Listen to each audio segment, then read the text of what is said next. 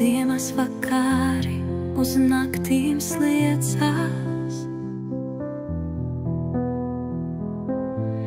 Man domas uz āru tiecās.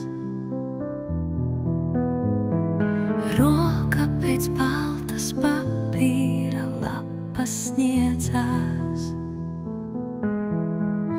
Un ar melnu zīmuli pats no sevis pierakstās par to, kā ir iekārtots uz šīs pasaules, ka viens ir laimīgs, bet cits tieši pretēji.